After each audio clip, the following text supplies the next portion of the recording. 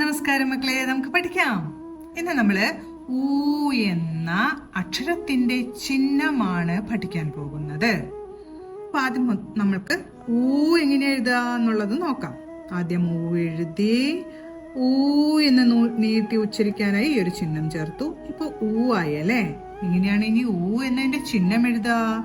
ഊ എന്നതിന്റെ ചിഹ്നം എങ്ങനെയായിരുന്നു? മുകളിൽ നിന്ന് താഴത്തെ വരച്ച് ഒരു ചെറിയ പൂജ്യം അല്ലേ? ഇനി ഊ ആവാനായിട്ട് ഈ ഒരു പൂജ്യത്തിന്റെ പുറത്തു കൂടെ ഒരു ചെറിയ പൂജ്യം കൂടെ ചേർത്താ മതി. ചെറുതല്ല, ഈ പൂജ്യത്തിനേക്കാളും വലിയത്. ഒരിക്കൽ കൂടെ വരയ്ക്കാം.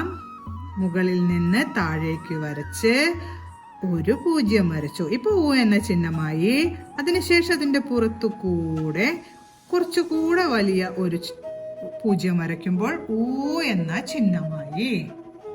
ഇനി ഊവിന്റെ ചിഹ്നങ്ങൾ ഓരോ അക്ഷരങ്ങളുടെ കൂടെ ചേർത്ത് എങ്ങനെ എഴുതാമെന്ന് നോക്കാം. ആദ്യം നമുക്ക് പ എന്ന അക്ഷരത്തിന്റെ കൂടെ ഊ എന്ന ചിഹ്നം കൂടെ ചേർക്കാം. പ എഴുതി ഊ എന്ന ചിഹ്നം വരാനായി ഇങ്ങനെ വരച്ചു. ഇപ്പൊ എങ്ങനെ വായിക്കും? പൂ. അടുത്ത നമുക്ക് താ വരച്ചിട്ട് ഊ എന്ന ചിഹ്നവും വരയ്ക്കാം.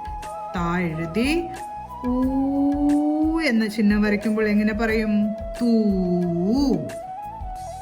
ശേഷം ചാ എഴുതി ഊ എന്ന ചിഹ്നം വരയ്ക്കാം. എങ്ങനെ പറയണം? ചൂ. അടുത്ത നമുക്ക് ടാ വരച്ച് ഊ എന്ന ചിഹ്നം വരയ്ക്കാം. എങ്ങനെ ഉച്ചരിക്കണം? ടൂ. ഇനി നമുക്ക് കാ വരച്ച് കായുടെ കൂടെ ഊ എന്ന ചിഹ്നം വരയ്ക്കാം. എങ്ങനെ ഉച്ചരിക്കുക? കൂ.